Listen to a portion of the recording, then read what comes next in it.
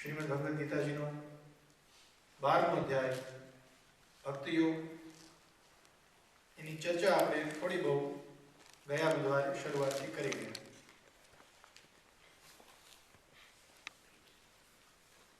શરૂઆતની અંદર અર્જુનજી ભગવાનને પૂછે છે કે પ્રભુ, તમારા બે છોકરા, તમારા બે સંતાન, એક જે નિર્ગુણની ઉપાસના કરવા વાળા છે, એક જે સગુણને માને છે, સગુણને ભજે છે. નિર્ગુણ એટલે યોગીઓ, પરબ્રહ્મના સાધકો, કે જેને માટે આ જગત મિથ્યા છે.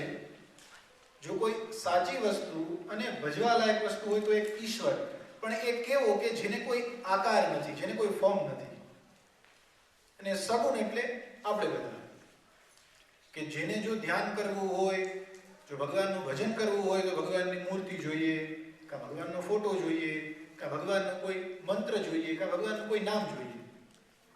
એટલે અર્જુનજીએ પૂછ્યું કે આ બંનેમાંથી તમને વધારે કોણ વાલા, વધારે કોણ પ્રિય છે?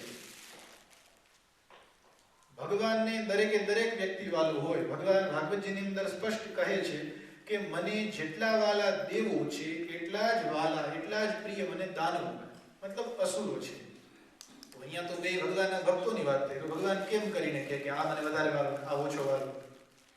મેં કહ્યું હતું કે કોઈ માને તમે પૂછો કે તમને બે છોકરા છે, કોણ વધારે વાલો? તો માં જવાબ ન દે કે નાનો વાલો કે મોટો વાલો, માને મને બે સરખા હોય.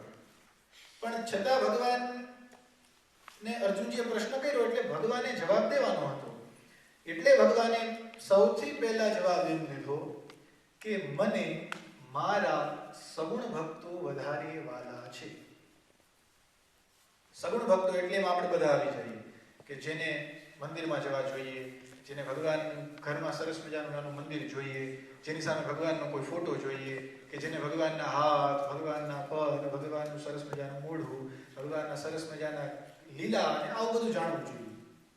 આપણે બધા સગુણમાં આવીએ. એટલે ભગવાને કીધું કે મને સગુણ વધારે વાલા છે. અહીં સુધી આપણે ગયા બુધવારે જોયું.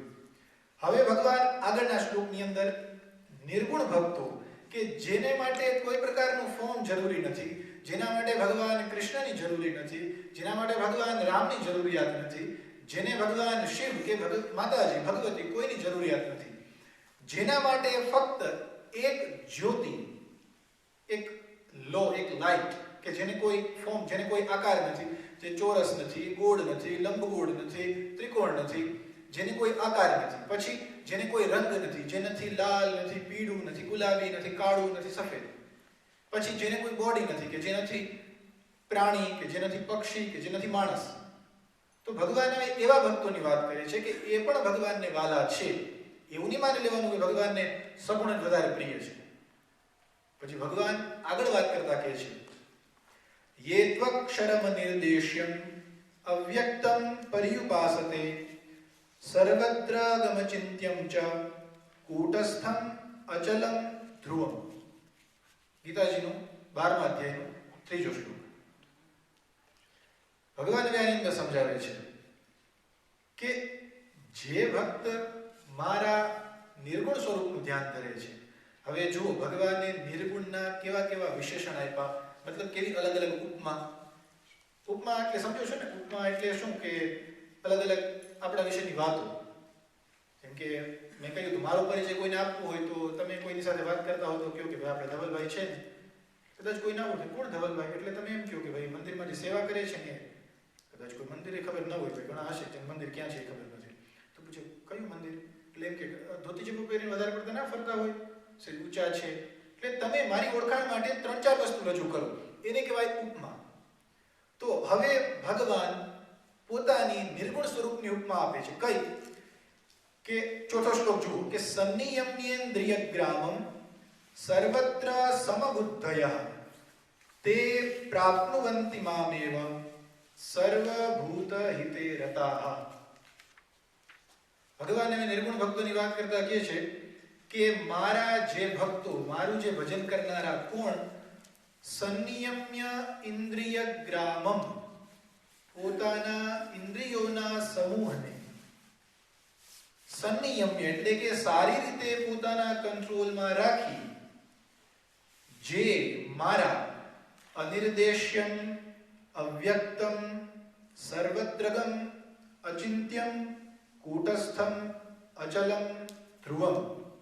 જુઓ, ભગવાને આટલા બધા વિશેષણ આપ્યા કેના? નિર્ગુણ, કે જેને નથી શરીર, કે નથી હાથ, નથી પગ, નથી મોઢું, નથી સ્વભાવ, નથી રંગ, એવા ભગવાને પોતાને નિર્ગુણ સ્વરૂપના કેવા વિશેષણ આપ્યા કે મારા જે ભક્તો એટલે કે યોગીઓ, કે જે જંગલમાં જઈ બધું છોડી અને બે હાથ આવી રીતે જોડી આંખ બંધ કરીને સતત પોતાની અહીંયા બે ભ્રુવની મધ્ય જે જ્યોતિનું ધ્યાન ધરે છે, જે એક લાઇટનું ધ્યાન ધરે છે, એવા મારા ભક્તો સંનિયમ્ય ઇન્દ્રિય ગ્રામમ, પોતાના ઇન્દ્રિયોના સમૂહને, ઇન્દ્રિય એટલે કે આપણી સેન્સ, આપણા હાથ, આપણા પગ, આપણું મોઢું, આપણી બુદ્ધિ, આપણી આંખો, આપણું નાક, આપણી ત્વચા, આ બધી વસ્તુને, બધી સેન્સને જે મારો ભક્ત પોતાના કંટ્રોલમાં લઈ અને મારા સ્વરૂપને ભજે છે, મારા સ્વરૂપનું ધ્યાન ધરે છે, કેવા સ્વરૂપનું?